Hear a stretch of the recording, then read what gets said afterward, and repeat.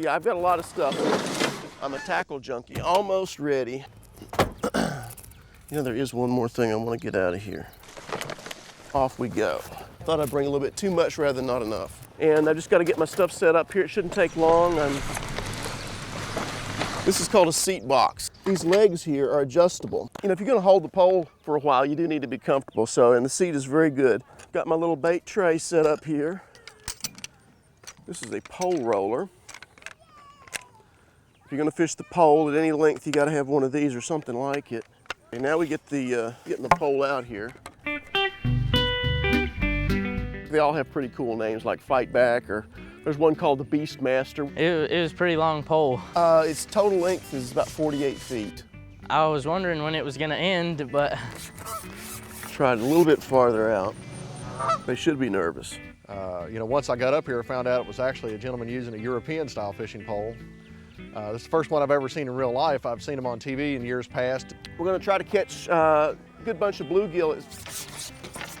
This started in Europe, yeah. Well, maybe he's a little bit bigger than I thought he was. He's not big, but he's not bad.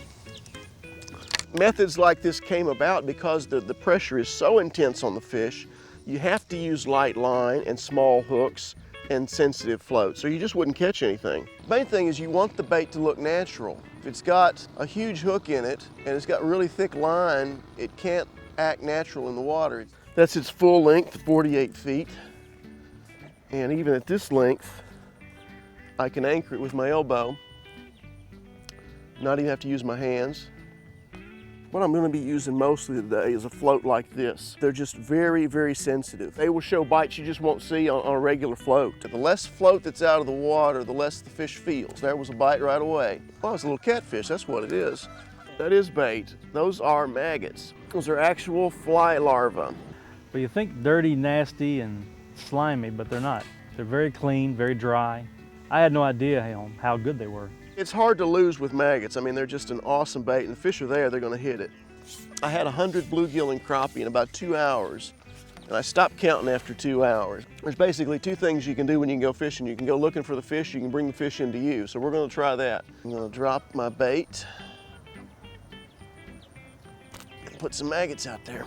And if you give them a little snack, that will stimulate them a little bit.